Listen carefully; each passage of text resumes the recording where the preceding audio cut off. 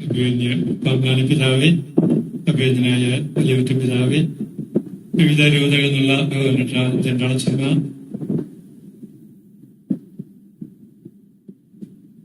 Capuchin Francis Pavanatma പ്രോവിൻസിന്റെ പ്രൊവിൻഷ്യലായ ബഹുമാനപ്പെട്ട Thomas കരിയുടെ അച്ഛൻ, ബഹുമാനപ്പെട്ട വൈദികരെ, പ്രിയമുള്ള സിസ്റ്റേഴ്സ്, സുപ്പീരിയേഴ്സ്, മാധവത്തച്ഛന്റെ പ്രിയമുള്ള കുടുംബാംഗങ്ങളെ, പ്രിയമുള്ള സഹോദരി സഹോദരന്മാരെ, പരിശുദ്ധപിതാവ് ഫ്രാൻസിസ് മാർപ്പാപ്പ ടിക്കാസ്റ്റയിലൂടെ നമ്മൾക്ക് ഏവർക്കും പ്രിയങ്കരനായ അർമ്മണ്ടച്ചനെ ദേവദാസ പദവിയിലേക്ക് ഉയർത്തിക്കൊണ്ടുള്ള വിജ്ഞാപനം കമലാന പിതാവും തുടർന്ന് ജിതിനച്ചനും വായിച്ച് നമ്മൾ കേൾക്കുകയുണ്ടായി. നമ്മെ സംബന്ധിച്ചിടത്തോളം ഏറെ സന്തോഷത്തിന്റെ ഒരു അവസരമാണ്. സന്തോഷത്തിന്റെയും ആത്മനിർവൃതിയുടെയും ഒപ്പം കൃതജ്ഞതയും നിമിഷങ്ങളാണ് നമ്മൾ സാക്ഷ്യം വഹിക്കുന്നത്.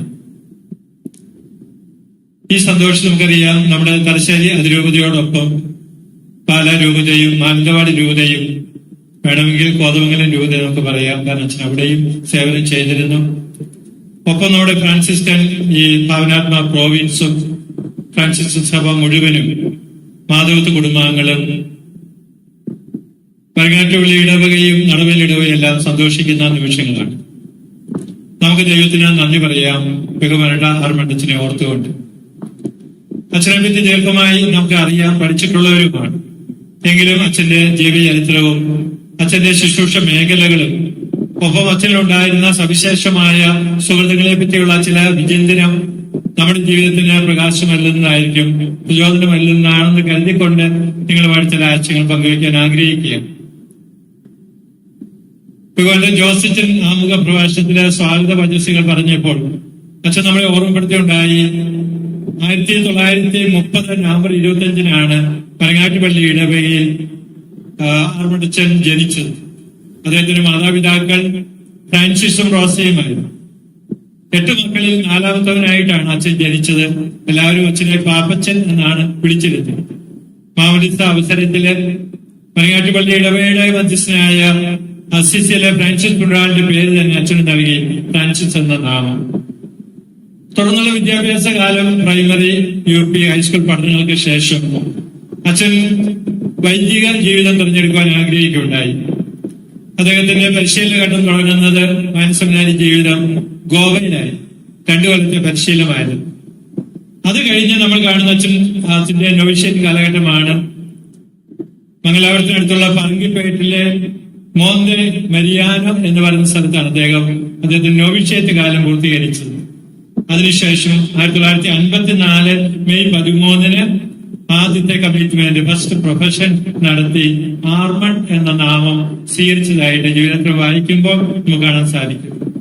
തുടർന്നുള്ള ആ ജൂനിയർ കാലഘട്ടങ്ങളെല്ലാം കഴിഞ്ഞ് തന്നെ പൂർണ്ണമായി കർത്താവിന് സമർപ്പിച്ചത് 1957 മെയ് 13-നാണ്.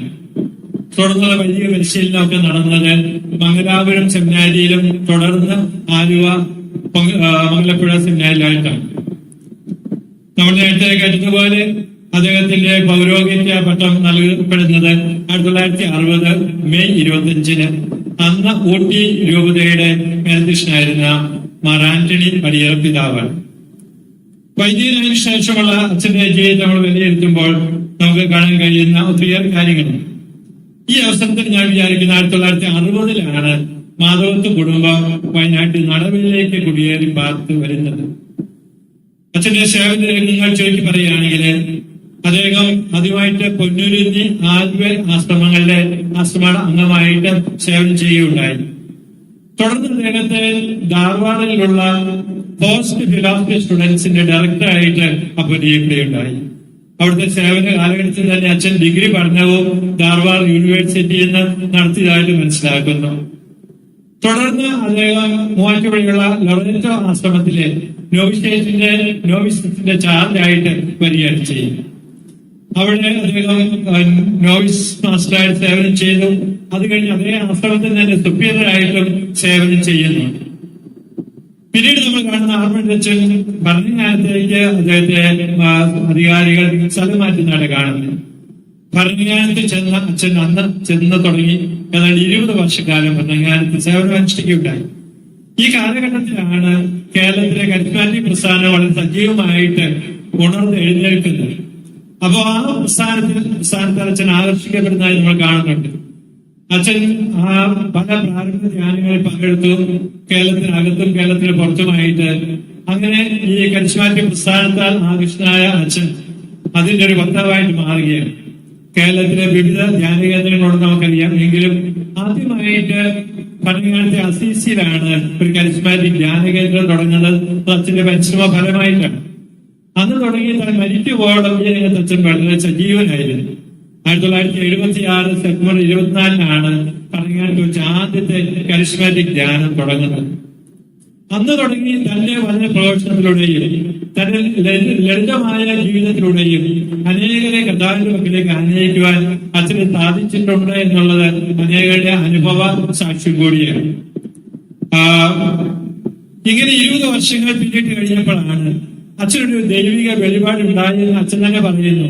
മലബാർ പ്രദേശത്തേക്ക് കൂടി പോകണം, മലബാറിലെ ജനങ്ങളോട് ദൈവത്തിന്റെ വചനം പറയണം.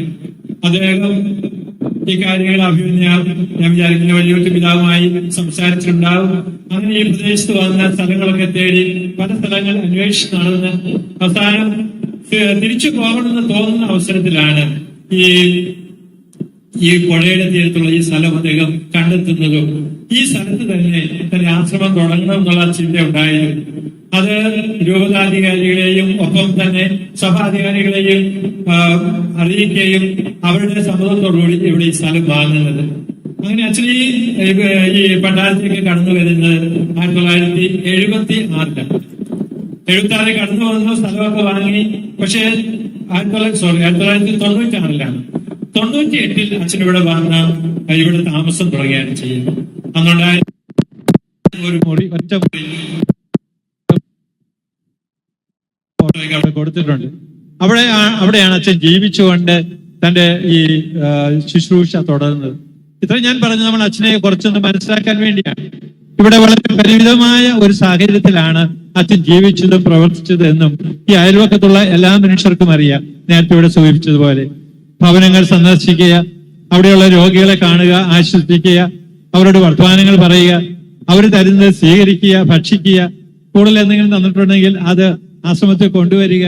ഇങ്ങനെ തീർത്തും ഒരു തീർത്ഥാടകന്റെ ജീവിതം, അല്ലെങ്കിൽ ഒരു ഭിക്ഷാന്തേകിയുടെ ജീവിതമാണ് അച്ഛൻ നയിച്ചെന്ന് കാണാൻ സാധിക്കും. ഇനി അച്ഛനിലുണ്ടായിരുന്ന ആ ഗുണങ്ങളെ പറ്റി നമുക്ക് പറയുന്നതിന് മുമ്പായിട്ട് നമുക്കറിയാം, അച്ഛൻ 98 ഇവിടെ വന്നെങ്കിലും അധികം നാൾ ഇവിടെ സേവനം ചെയ്യാൻ സാധിച്ചില്ല. 3 വർഷം. 2001 അദ്ദേഹം ക്യാൻസർ ബാധിതനായിരുന്നു. തുടർന്ന് 2001 ജനുവരി മാസത്തിൽ അദ്ദേഹം നമ്മളോട് നിത്യയാത്ര പറയുകയാണ് ചെയ്തത്. സ്വർഗത്തിലേക്ക് യാത്ര തിരിച്ചു. ഈ വർഷത്തെ നമ്മളിവിടെ നിൽക്കുമ്പോൾ അച്ഛൻ മരിച്ചിട്ട് 23 വർഷങ്ങൾ പിന്നിടുകയുണ്ടായി. പ്രിയമുള്ളവരെ, നമ്മൾ ആർമഡച്ചനെ ഏറെ സ്നേഹിക്കുന്നു. ആർമഡച്ചനെ നമുക്ക് ഇഷ്ടമാണ്. കാരണം അച്ഛൻ ശരിക്കും ഒരു വിശുദ്ധനായി ജീവിച്ച വ്യക്തിയാണ്. വിശുദ്ധിയുടെ പരിമളം അച്ഛന്റെ ജീവിതത്തിൽ നിന്ന് ഈ പ്രദേശത്ത് മാത്രമല്ല, അച്ഛൻ എവിടെയെല്ലാം സേവനം ചെയ്തിട്ടുണ്ടോ അവിടെയെല്ലാം വ്യാപിച്ചിട്ടുണ്ട് എന്നുള്ളത് സത്യമാണ്. അച്ഛന്റെ ജീവിതത്തിലേക്ക് തിരിഞ്ഞു നോക്കുമ്പോൾ അച്ഛനെ വിളങ്ങിയിരുന്ന ഏതാനും സുഹൃത്തുക്കൾ മെൻഷൻ ചെയ്യുന്നത് നല്ലതാണെന്ന് ഞാൻ വിചാരിക്കുകയാണ്. നമ്മുടെ സിനഡില് അച്ഛനെ പറ്റിയുള്ള ഒരു പേപ്പർ അവതരിച്ചപ്പോൾ പറഞ്ഞ കാര്യങ്ങൾ ഞാൻ എൻ്റെ ഓർമ്മയിൽ നിന്ന് എടുത്തതാണ്. അച്ഛനെ പറ്റി പറയുമ്പോൾ അച്ഛൻ ഒരു ഒത്തന്റിക് ഫ്രാൻസിസ്കൻ ആയിരുന്നു എന്നാണ് എല്ലാവരും പറയുന്നത്. ഫ്രാൻസിസ് അസീസി കർത്താവിനെ എത്രമാത്രം സ്നേഹിച്ചിരുന്നുവോ, ഫ്രാൻസിസ് അസീസിയുടെ ജീവിതശൈലി എങ്ങനെയായിരുന്നു എന്നൊക്കെ ഏതാണ്ടൊക്കെ അറിവുള്ളവരാണ് നമ്മൾ. അതുപോലെ തന്നെ ആയിരുന്നു ആർമഡച്ചന്റെ ജീവിതവും. എപ്പോഴും സന്തോഷമുള്ളവനായിരുന്നു. സാഹോദര്യവും സമാധാനവും പുലർത്തിയിരുന്ന ഒരു വ്യക്തിത്വമായിരുന്നു അച്ഛൻ്റേത്. തന്നെ ഏൽപ്പിച്ച ജോലികളോട് 100% വിശ്വസ്തയോടെ അത് നിർവഹിച്ച വ്യക്തിയായിരുന്നു. ലാളിത്യമായിരുന്നു അച്ഛന്റെ ജീവിത ശൈലി. അച്ഛൻ വലിയ വാചാലമായി പ്രസംഗിക്കുന്ന ഒരു വ്യക്തി ആയിരുന്നില്ല. പക്ഷെ തന്റെ ദൈവസ്നേഹ അനുഭവവും സഹോദരനുള്ള സ്നേഹത്തിലൂടെ അത് പ്രകടമാക്കിയിരുന്നു. നമ്മൾ ഇന്ന് തോബിത്തിന്റെ പുസ്തകത്തിലൊക്കെ വായിച്ച് കേട്ടതുപോലെ നന്മ ചെയ്തുകൊണ്ട് മറ്റുള്ളവരെ ശുശ്രൂഷിച്ച് സേവനം ചെയ്ത ആ ജീവിതമായിരുന്നു ഏറ്റവും വലിയ പ്രഘോഷണമെന്ന് നമുക്ക് മനസ്സിലാക്കുവാൻ സാധിക്കും. കൂടാതെ നമുക്കറിയാം, അച്ഛന് ദൈവത്തിൽ പരിപൂർണമായിട്ട് ആശ്രയിച്ച വ്യക്തിയായിരുന്നു. സഹനങ്ങൾ ഏറെ ഉണ്ടായിരുന്നെങ്കിലും അതൊക്കെ സഹിച്ച് മുന്നേറിയ ഒരു വ്യക്തിത്വത്തിന്റെ ഉടമയായിരുന്നു അച്ഛൻ എന്ന് അച്ഛന്റെ കൂടെ ഉണ്ടായിരുന്നവരും അച്ഛനെ പറ്റി അറിയാവുന്ന ആളുകളെ സാക്ഷ്യപ്പെടുത്തിയിട്ടുണ്ട്. രണ്ടാമതായിട്ട് അച്ഛനെ പറ്റി പറയാൻ പറ്റുന്ന ഒരു കാര്യം ഇതായിരുന്നു, he was a man of prayer എന്നുള്ളതായിരുന്നു. അച്ഛൻ്റെ ദിനചര്യ നമ്മൾ പഠിക്കുമ്പോൾ എല്ലാ ദിവസവും 3 മണിക്ക് അച്ഛൻ പ്രഭാതത്തിൽ ഉണർന്നിരുന്നു. നമുക്ക് ചിന്തിക്കാനേ പറ്റുകയില്ല, പക്ഷെ അച്ഛൻ 3 മണിക്ക് ഉണർന്നിരുന്നു. ധാരാളം സമയം തിരുസന്നിധിയിൽ വന്നിരുന്ന് വിശുദ്ധ കുർബാനയുടെ മുമ്പിൽ നിന്നിരുന്നു പ്രാർത്ഥിക്കുമായിരുന്നു, ജപമാല ചൊല്ലുമായിരുന്നു, ധ്യാനിക്കുമായിരുന്നു എന്ന് ഏറെ പേര് സാക്ഷ്യപ്പെടുന്നു. അച്ഛൻ്റെ ജീവിതത്തിൽ നമ്മളത് വായിക്കുന്നുണ്ട്. അങ്ങനെ പ്രാർത്ഥനയുടെ ഒരു മനുഷ്യനായിരുന്നു. ജപമാല കയ്യിൽ ഏന്തിയാണ് എപ്പോഴും നമ്മൾ അച്ഛനെ കണ്ടിട്ടുള്ളത്. ജപമാല ചൊല്ലി പ്രാർത്ഥിച്ച് കടന്നു പോകുന്ന ഒരു മനുഷ്യനായിട്ടാണ് അച്ഛനെ ചിത്രീകരിച്ചിരിക്കുന്നത്. കരിസ്മാറ്റിക് രംഗവുമായിട്ട് അച്ഛൻ ഇടപെടാൻ തുടങ്ങിയ നാൾ മുതൽ അച്ഛൻ്റെ പ്രാർത്ഥനാ ജീവിതം കൂടുതൽ തീക്ഷ്ണതയുള്ളതായിരുന്നു എന്ന് അച്ഛൻ്റെ കൂടെ ശുശ്രൂഷ ചെയ്ത ആളുകൾ സാക്ഷ്യപ്പെടുത്താനായിട്ട് നമുക്ക് കാണാൻ സാധിക്കും. അപ്പോൾ ഇന്നിപ്പോൾ അമ്ലാനി പിതാവ് പറഞ്ഞതുപോലെ അച്ഛൻ പരിശുദ്ധ ത്രിത്വത്തിന്റെ ഒരു ഉപാസകനായിരുന്നു. മാമോദീസയിലൂടെയും തൈലാഭിഷേകത്തിലൂടെയും പ്രത്യേകിച്ച് മറ്റു കൂദാശകളൊക്കെ സ്വീകരിച്ചത് വഴിയായിട്ട് പരിശുദ്ധ ത്രിത്വം നമ്മളിലൊക്കെ വസിക്കുന്നുണ്ട് എന്ന് നമുക്ക് തത്വമായിട്ട് അറിയാം. ആത്മീയമായിട്ടും ഒരനുഭവത്തിലൂടെ നമ്മൾ ഇനി അതിലേക്ക് വളരേണ്ടിയിരിക്കുന്നെങ്കിൽ ബഹുമാനയുടെ ആർമണ്ട് അച്ഛൻ ആ നിലയിൽ ഏറെ വളർന്ന വ്യക്തിത്വമായിരുന്നു. പിതാവായ ദൈവത്തെ അപ്പൻ എന്നാണ് അദ്ദേഹം വിശേഷിക്കുന്നത്. അപ്പന്റെ പക്കൽ പോകണം, അപ്പനോട് പ്രാർത്ഥിക്കണം. വിശുദ്ധ പൗലോസ് ശ്രീ റോമക്കാർക്കും ഗലാത്യക്കാർക്കും എഴുതിയ ലേഖനം വായിക്കുമ്പോൾ നമുക്ക് കാണാം, ദൈവം തന്റെ ആത്മാവിനെ നമുക്ക് തന്നിരിക്കുന്നു. ദൈവത്തെ അബ്ബ, പിതാവേ എന്ന് വിളിക്കുവാൻ നമ്മളെ പര്യാപ്തമാക്കുന്ന ആത്മാവ് എന്നാണല്ലോ തിരുവചനം പറഞ്ഞിരിക്കുന്നതെങ്കിൽ അത് അക്ഷരാർത്ഥത്തിൽ ജീവിച്ച് പാലിച്ച ഒരു വിശുദ്ധ വ്യക്തിയായിരുന്നു ആർമണ്ട് അച്ഛൻ. പിതാവായ ദൈവത്തെ അപ്പ എന്ന് വിളിക്കാനുള്ള ആ സ്വാതന്ത്ര്യം അത് അദ്ദേഹം പാലിക്കുക മാത്രമല്ല, അങ്ങനെ അദ്ദേഹവുമായി ബന്ധപ്പെട്ട എല്ലാ മക്കളെയും പഠിപ്പിക്കുന്നതായിട്ട് കാണാൻ കഴിയും. ഈശോയെ ആർമണ്ട് അച്ഛൻ വിശേഷിപ്പിച്ചിരുന്നത് ചേട്ടായി എന്നാണ്. സത്യത്തിൽ ചേട്ടായി തന്നെയാണല്ലോ ഈശോ. മാമോദീസ എന്ന കൂദാശ നമ്മൾ സ്വീകരിക്കുമ്പോൾ നമ്മൾ സ്വർഗത്തിന് അവകാശികളും ഈശോയുടെ സഹോദരന്മാരുമാകുന്നു എന്ന് നമ്മൾ വേദപാഠ ക്ലാസ്സിൽ പഠിച്ചിട്ടുണ്ടെങ്കിൽ ഈശോ നമുക്ക് ചേട്ടായി തന്നെയാണ്. അപ്പൊ ചേട്ടായിയുമായിട്ടുള്ള ഒരു ബന്ധം, ഒരു സ്നേഹം തന്റെ ജീവിതം മുഴുവനും പടുത്തുയർത്തുവാൻ, നിലനിർത്തുവാൻ ആർമണ്ട് അച്ഛന് കഴിഞ്ഞു എന്നുള്ളത് വലിയ പ്രത്യേകതയാണ്. പരിശുദ്ധാത്മാവായ ദൈവത്തെ ആത്മമിത്രം എന്നാണ് വിശേഷിച്ചിരുന്നത്. ആത്മമിത്രത്തോടാണല്ലോ നമ്മൾ എല്ലാ കാര്യങ്ങളും പറയുന്നത്. നമ്മുടെ ഹൃദയവും ഹൃദയ രഹസ്യങ്ങളും നമ്മുടെ ദുഃഖങ്ങളും നമ്മുടെ സന്തോഷങ്ങളും എല്ലാം നമുക്കൊരു കൂട്ടുകാരനുണ്ടെങ്കിൽ ആ വ്യക്തിയോടാണ് നമ്മൾ പങ്കുചേരുന്നത്. അദ്ദേഹത്തിന്റെ വലിയ കൂട്ടുകാരനായിരുന്നു പരിശുദ്ധാത്മാവായ ദൈവം. മാത്രമല്ല, ഈ ആത്മമിത്രം പറയുന്ന കാര്യങ്ങൾ വിശ്വസിക്കുകയും അതിൻ പ്രകാരം തന്റെ ജീവിതത്തെ ക്രമപ്പെടുത്തുകയും ചെയ്ത വ്യക്തിയായിരുന്നു ആർമണ്ട് അച്ഛൻ. ആത്മമിത്രമായിട്ട് എപ്പോഴും പരിശുദ്ധാത്മാവിനെ കണ്ടിരുന്നു എന്നുള്ള ഒരു പ്രത്യേകത. ഞാൻ ഈ കഴിഞ്ഞ ദിവസങ്ങളിലൊക്കെ ഈ ദൈവദാസ പദവിയിലേക്ക് ഉയർത്തുമായിട്ട് ബന്ധപ്പെട്ട ചില വീഡിയോ ക്ലിപ്പുകളൊക്കെ അച്ഛൻ്റെ കൂടെ ഉണ്ടായിരുന്ന ആളുകൾ പറഞ്ഞത് കേട്ടപ്പോൾ മനസ്സിലാക്കിയുണ്ടായി. അച്ഛൻ ഏത് പ്രാർത്ഥന തുടങ്ങിയാലും ത്രിത്വൈക ദൈവത്തെ വിളിച്ച് ദൈവത്തെ ആരാധിച്ച് സ്തുതിച്ചുകൊണ്ട് മാത്രമേ തുടങ്ങുകയായിരുന്നുള്ളൂ എന്നവർ പറയുകയാണ്.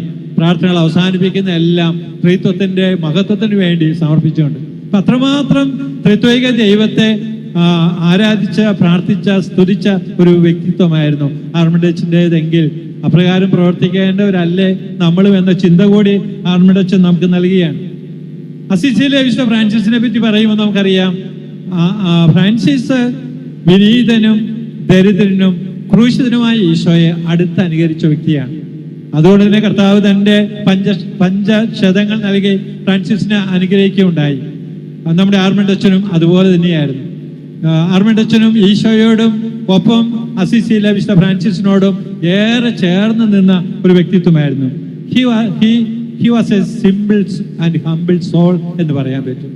ഒരു വിനയാനിതനായ ഒരു മനുഷ്യൻ, വിനീതമായ ഒരു ഹൃദയമാണ് ആർമണ്ട് അച്ഛൻ ഉണ്ടായിരുന്നതെന്ന് എപ്പോഴും നമുക്ക് ഓർക്കാം. അദ്ദേഹം ദരിദ്രനും വിനീതനും ക്രൂശിതനുമായ ഈശോയെ തന്റെ ജീവിതത്തിൽ ഏറെ അനുകരിച്ചിരുന്നതായിട്ട് കാണാൻ സാധിക്കും. സംതൃപ്തി നിറഞ്ഞതായിരുന്നു ആർമണ്ട് അച്ഛന്റെ ജീവിതമെന്നാണ് സഭയിലെ സഹോദരന്മാർ പറഞ്ഞിരിക്കുന്നത്. ആർമണ്ട് അച്ഛൻ എപ്പോഴും സംതൃപ്തിയുള്ളവനായിരുന്നു. മറ്റുള്ളവരെ ശുശ്രൂഷിക്കുന്നതിൽ എപ്പോഴും മുൻപന്തിയിലായിരുന്നു. ആശ്രമത്തിൽ താമസിക്കുമ്പോൾ ഒരു സീനിയർ മെമ്പർ ആയിരുന്നെങ്കിലും മറ്റുള്ളവരുടെ ആവശ്യങ്ങൾ കണ്ടറിഞ്ഞ് അത് ചെയ്തു കൊടുക്കാൻ എപ്പോഴും താല്പര്യത്തോടുകൂടി ആർമണ്ട് അച്ഛൻ വരുമായിരുന്നു.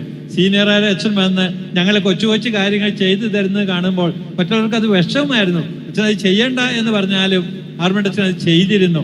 അതാണ് അദ്ദേഹത്തിന്റെ വിനയാനിതമായ ഹൃദയത്തിന്റെ ഒരു പ്രത്യേകത. മറ്റൊരു വലിയ കാര്യം കൂട്ടിച്ചേർത്ത് പറയാവുന്നത്, ഏറ്റവും മിനിമം കൊണ്ട് സംതൃപ്തനായിരുന്നു ആർമണ്ട് അച്ഛൻ എന്നുള്ളതാണ്. ഞാനൊരു ക്ലിപ്പ് കേട്ടപ്പോൾ ആർമണ്ട് അച്ഛന് 2 ഉടുപ്പേ ഉണ്ടായിരുന്നുള്ളൂ എന്നാണ് പറയുന്നത്. 2 പാൻറ്റും 2 ഉടുപ്പേ ഉണ്ടായിരുന്നു.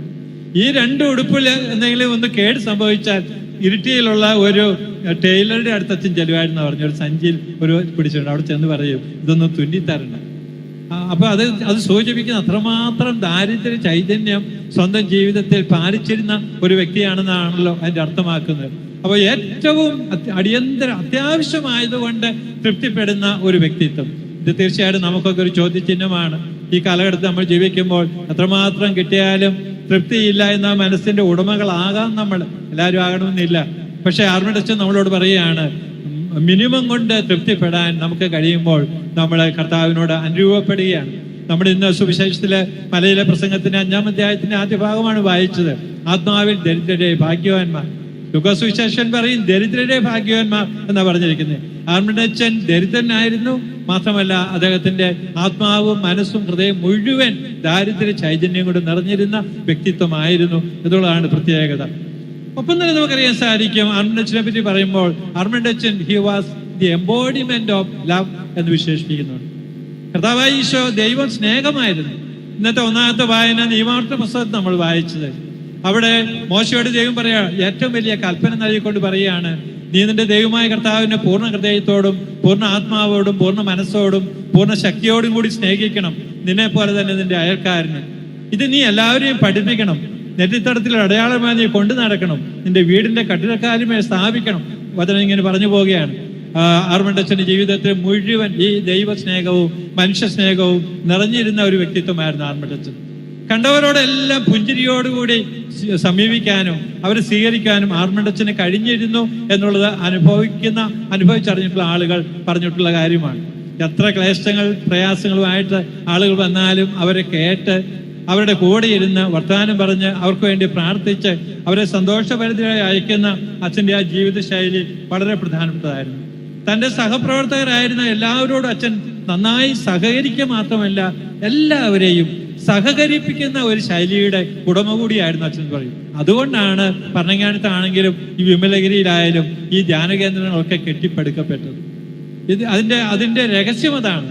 അവരുടെ കൂടെ നിന്ന് അധ്വാനിച്ച അവരെ പ്രോത്സാഹിപ്പിച്ച ഒരു വൈദിക ശ്രേഷ്ഠനായിരുന്നു അച്ഛൻ.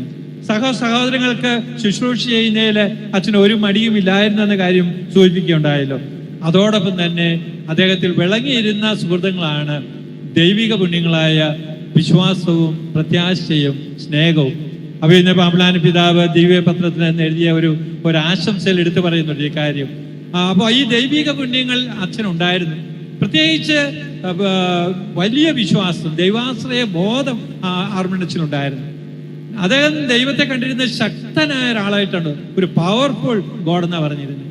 എന്ന് പറഞ്ഞാൽ ഈ പവർഫുൾ ആയ ഗോഡിന് ചെയ്യാൻ പറ്റാത്തതായിട്ട് ഒരു കാര്യവുമില്ല. അതുകൊണ്ട് ആർമണ്ട് അച്ഛൻ ഈ ദൈവത്തിൽ പരിപൂർണമായി ആശ്രയിച്ചു. എല്ലാ കാര്യങ്ങളും ദൈവം പൂർത്തിയാക്കി തരുമെന്നുള്ള ഒരു വലിയ അവബോധം, വലിയൊരു പ്രത്യാശ അച്ഛനുണ്ടായിരുന്നു.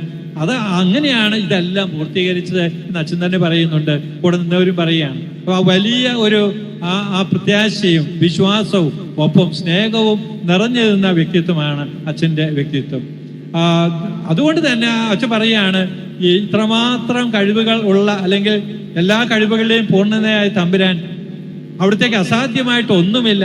കർത്താവ് എപ്പോഴും നമ്മുടെ കൂടെ ഉണ്ടെങ്കിൽ സങ്കീർത്തനം പറയുന്ന പോലെയും എബ്രായ ലേഖനം നമ്മൾ വായിക്കുന്ന പോലെയും കർത്താവ് എൻ്റെ കൂടെയുണ്ടെങ്കിൽ ആരാ എനിക്ക് എതിര് നിൽക്കുക? ആരും എതിര് നിൽക്കാനില്ലാതെ എല്ലാം പടുത്തുയർത്തുവാൻ, ആ ദൈവത്തിന്റെ കരങ്ങളിലെ ഒരു നല്ല ഉപകരണമാകുവാൻ ആർമണ്ട് അച്ഛന് സാധിച്ചു എന്നുള്ളതാണ് വലിയ പ്രത്യേകത. ഈ ദൈവിക പുണ്യങ്ങൾ നമ്മളിൽ ഉണ്ടെങ്കിൽ അത് നമ്മൾ ഊതി കത്തിച്ച് അതിനെ ജ്വലിപ്പിക്കുന്ന ആക്കി തീർക്കണമെന്ന് കൂടിയുള്ള ഒരു സന്ദേശം ആർമണ്ട് അച്ഛൻ നമുക്ക് കൂടി നൽകുകയാണ്. അവസാനമായിട്ട് അച്ഛൻ എപ്പോഴും ആത്മാവിനെ നയിക്കപ്പെട്ട വ്യക്തിയാണ്. ഞാൻ പറയുണ്ടായി, പരിശുദ്ധാത്മാവിനെ ആത്മമിത്രമായിട്ട് കരുതിയിരുന്ന അച്ഛൻ എല്ലാ കാര്യത്തിലും ആത്മാവിനോട് ആലോചിച്ചിരുന്നു, ആത്മാവിനോട് ചോദിച്ചിരുന്നു, ആത്മാവ് പറയുന്ന പോലെ മാത്രമേ പ്രവർത്തിച്ചിരുന്നു എന്ന് അച്ഛൻ്റെ ജീവചരിത്രത്തിൽ വായിക്കുമ്പോൾ നമുക്കത് മനസ്സിലാകും. ഏത് കാര്യവും കൊട്ടാരത്തേക്ക് വരണമെന്നും ഏത് സ്ഥലം തിരഞ്ഞെടുക്കണമെന്നും ഒക്കെ പരിശുദ്ധാത്മാവ് പ്രേരിപ്പിച്ചതുപോലെ തന്നെ ആണ് അച്ഛൻ പ്രവർത്തിച്ചത്. അത് അച്ഛനെ ജീവിതത്തിന്റെ വിജയത്തിലേക്ക് കൊണ്ട് എത്തിച്ചു. ദൈവാത്മാവിനാൽ നയിക്കപ്പെടുന്നവരാണ് ദൈവത്തിന്റെ പുത്രന്മാരെന്ന് റോമാക്കാർക്കുള്ള ലേഖനം 8-ാം അധ്യായത്തിലെ 13-ാമത്തെ തിരുവചനം നമ്മൾ വായിക്കുന്നതാണ്. ഈ അച്ഛൻ എപ്പോഴും ദൈവത്തിന്റെ ആത്മാവിനാൽ നയിക്കപ്പെട്ടു വയ്ക്കുകയായിരുന്നു. ഒപ്പം നമുക്കറിയാം പരിശുദ്ധ അമ്മയുടെ വലിയൊരു സ്നേഹിതനായിരുന്നു ആർമണ്ട് അച്ഛൻ. അമ്മയുടെ മാധ്യസ്ഥം നിരന്തരം അച്ഛൻ അപേക്ഷിച്ചിരുന്നു. അതുകൊണ്ടാണ് കയ്യിൽ ജപമാലയുമായിട്ട് നിരന്തരം നടന്നിരുന്നത്. ഈ വിമലഗിരി ആശ്രമത്തിന്, ഈ ധ്യാന കേന്ദ്രത്തിന് പേര് കൊടുക്കുവാൻ തന്നെ പ്രേരിപ്പിച്ചതും അമ്മയോടുള്ള ഭക്തിയാണ്. അമ്മയെ വിളിച്ചപേക്ഷിക്കുന്നവരെ ഒരിക്കലും അമ്മ ഉപേക്ഷിക്കുകയില്ല എന്നുള്ള അവബോധം അച്ഛനുണ്ടായിരുന്നെങ്കിൽ പ്രിയമുള്ളവരെ, പരിശുദ്ധ അമ്മയോടുള്ള ഭക്തിയിൽ നമ്മളും വളരണമെന്ന് കൂടി അച്ഛൻ ആഗ്രഹിക്കുകയാണ് ചെയ്തത്. അപ്പൊ ഈ അച്ഛൻ ഇന്ന് ദൈവദാസ പദവിയിലേക്ക് ഉയർത്തപ്പെട്ട് കഴിഞ്ഞു. അഭിനന്ദ പിതാവ് ഇവിടെ ആ പ്രഖ്യാപനം നടത്തി. അപ്പൊ നമുക്ക് ഇനി ചെയ്യാവുന്നത് നമ്മൾ ആർമണ്ടച്ചനോട് പ്രാർത്ഥിക്കണം. ഒപ്പം നമ്മൾ ആർമണ്ടച്ചന് വേണ്ടിയും പ്രാർത്ഥിക്കണം. എന്തിനു വേണ്ടിയാണ്? അദ്ദേഹത്തിന് ഇനി വരാനിരിക്കുന്ന ആ പദവികൾ അദ്ദേഹം ഇനി ധന്യനായി തീരണം. അത് കഴിഞ്ഞ് വാഴ്ത്തപ്പെട്ടവനാവണം. പിന്നീട് വിശുദ്ധ പദവിയിലേക്ക് കടക്കണം. ഇതൊക്കെ സഭ നിഷ്കർഷിക്കുന്ന പടവുകൾ തന്നെയാണ്. അതെല്ലാം കടന്നെങ്കിൽ അദ്ദേഹം അൾത്താരയില് ബ്ലസ്ഡെങ്കിലായെങ്കിൽ അൾത്താരയുടെ പ്രാർത്ഥനയ്ക്ക് നമുക്ക് അദ്ദേഹത്തിന്റെ മാധ്യസ്ഥം തേടാൻ നമുക്ക് സാധിക്കുള്ളൂ. അതിനുവേണ്ടി നമ്മുടെ പ്രാർത്ഥന ആവശ്യമാണ്. ഒപ്പം നമ്മള് പിതാവ് സൂചിപ്പിക്കുകയുണ്ടായി, ആർമണ്ടച്ചന്റെ മധ്യസ്ഥതയിലൂടെ നമുക്ക് എന്തെങ്കിലും കൃപകൾ കിട്ടിയിട്ടുണ്ടെങ്കിൽ അതെല്ലാം അറിയിക്കുക കൂടി ചെയ്യണം. അപ്പോൾ മാത്രമേ ഈ പ്രോസസ്സൊക്കെ പൂർത്തീകരിച്ച് അച്ഛനെ ഒരു വിശുദ്ധ പദവി കൊണ്ടുവരാൻ കൂടി നമുക്ക് സാധിക്കും. നമുക്ക് അച്ഛനെ ഓർത്ത് നന്ദി പറയാം. അച്ഛനെ തന്റെ ഉപകരണമാക്കി അച്ഛനെ ഉപയോഗിച്ച് തന്റെ മക്കളേക്ക് അനേക കാര്യങ്ങൾ അടുപ്പിക്കാൻ അച്ഛനെ ഉപയോഗിച്ച ദൈവത്തിന്റെ വലിയ കൃപയെ ഓർത്ത് നമുക്ക് ദൈവത്തിന് നന്ദി പറയാം, ദൈവത്തെ സ്തുതിക്കാം. അച്ഛന്റെ ഈ ഉയർച്ചയിൽ സന്തോഷിക്കുന്ന അനേകരുണ്ട്.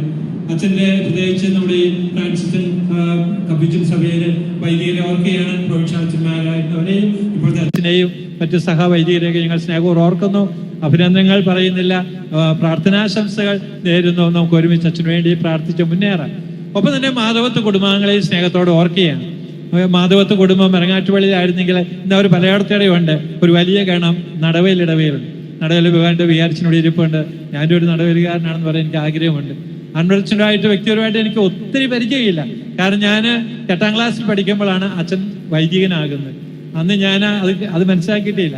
ഞങ്ങളും 60 ചെന്ന് ചേർന്നേ ഉള്ളൂ. പക്ഷെ പിന്നീട് ചില അവസരങ്ങളൊക്കെ അച്ഛൻ്റെ കൂടെ വീട്ടിലായിരിക്കാനും അച്ഛനോട് സംസാരിക്കാനും ഭരണങ്ങാനത്ത് പോയൊരു ധ്യാനം കൂടാനൊക്കെ എനിക്ക് കിട്ടിയപ്പോൾ കുറച്ചൊക്കെ അച്ഛനെ എനിക്ക് മനസ്സിലാക്കാൻ സാധിച്ചു. അപ്പോൾ മാധവത്വ കുടുംബാംഗങ്ങളോടൊപ്പം ഞാനും സന്തോഷിക്കുന്നു.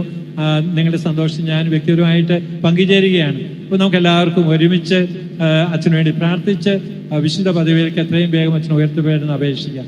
ഞാൻ അവസാനിപ്പിക്കുകയാണ്. നല്ലവനായ ദൈവം നമ്മുടെ മേൽ ചൊരിഞ്ഞ എല്ലാ കൃപകളെയും ഓർത്ത് ദൈവത്തിന് നന്ദി പറയാം. ഈ വിശുദ്ധ കുർബാനയുടെ അവസരത്തിൽ തന്നെ അച്ഛൻ്റെ മാധ്യസ്ഥം തേടി നമുക്ക് പ്രാർത്ഥിക്കാം. മാധ്യസ്ഥം തേടി പ്രാർത്ഥിച്ച ഒത്തിരിയേറെ പേർക്ക് അനുഗ്രഹങ്ങളും കൃപയും സൗഖ്യമൊക്കെ നല്ല ദൈവം നൽകിയിട്ടുണ്ടെങ്കിൽ തീർച്ചയായിട്ടും ഇന്ന് ഈ ബലിയിൽ ഈ ശുശ്രൂഷകൾ സംബന്ധിക്കുന്നവർക്കും ദൈവത്തിൻ്റെ കൃപയും അനുഗ്രഹവും സൗഖ്യവും ധാരാളമായി ലഭിക്കുന്നതിൽ സംശയമില്ല. ദൈവം നമ്മെല്ലാവരെയും അനുഗ്രഹിക്കട്ടെ. പിതാവിൻ്റെയും പുത്രൻ്റെയും പരിശുദ്ധാത്മാവിൻ്റെയും നാമത്തിൽ